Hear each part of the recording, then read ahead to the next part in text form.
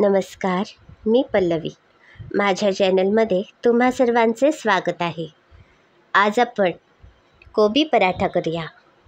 हा पराठा तुम्ही सकाळच्या नाश्त्यासाठी किंवा संध्याकाळच्या खाण्यासाठी करू शकता. अर्धा किलो कोबी स्वच्छ धुवून आपण किसून घेऊया.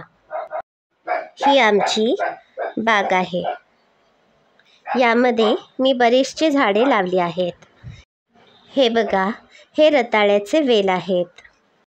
आज आपण कोबी पराठा तयार करताना ही पाने सुद्धा घालूया. दक्षिण कन्नड जिल्ह्यामध्ये हे जे रताळ्याचे वेल आहेत याची पाने काढून भाजीसुद्धा तयार करतात. या पानांचे देठ काढून घेते आणि फक्त पाने चिरून घेते. तुम्हाला जर माझ्या रेसिपी आवडत असतील तर हे व्हिडिओ तुमच्या सर्व मित्रमंडळींना नक्की शेअर करा आणि त्यांनासुद्धा माझे चॅनल सबस्क्राईब करायला नक्की सांगा. बेल आयकॉनवर क्लिक करा. यामुळे जेव्हा कधीही यूट्यूबवर रेसिपी व्हिडिओ घालेन तेव्हा लगेच तुम्हाला नोटिफिकेशन मिळते आणि तुम्ही हे व्हिडिओ लगेच बघू शकता. एक मोठे भांडे भरून ही पाने मी चिरून घेतली आहेत. 4 ते 5 हिरव्या मिरच्या बारीक चिरून घेतल्या आहेत. अर्धा किलो कोबी स्वच्छ धुवून किसून घेतला आहे. आता यामध्ये 3 ते 4 चमचे धने जिरे पावडर घालते. आता यामध्ये पाऊण किलो गव्हाचे पीठ घालते.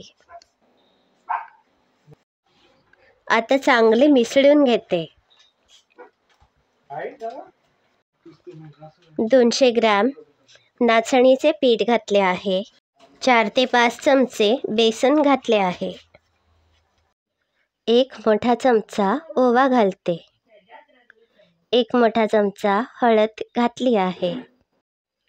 2 मोठे चमचे गरम मसाला किंवा गोडा मसाला घालू शकता.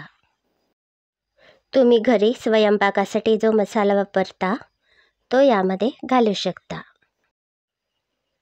मी एकसारखे चांगले मिसळून घेतले आहे. यामध्ये चवीप्रमाणे बारीक मीठ घातले आहे. आता आवश्यकतेप्रमाणे पाणी घालून पीठ मळून घेऊया. आता पराठ्यांसाठी कणिक तयार आहे. यावर थोडेसे तेल घालते आणि 20 मिनिटे झाकून ठेवते. आता 20 मिनिटे पूर्ण झाली आहेत. आता आपण पराठे तयार करूया. आपण ज्याप्रमाणे चपाती तयार करतो त्याप्रमाणेच हे पीठ घेऊन चपातीप्रमाणे लाटून घ्यायचे आहे.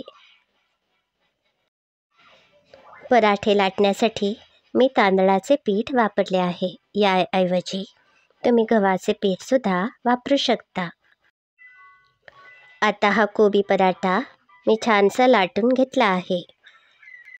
गॅसवर तवा तापायला ठेवला होता.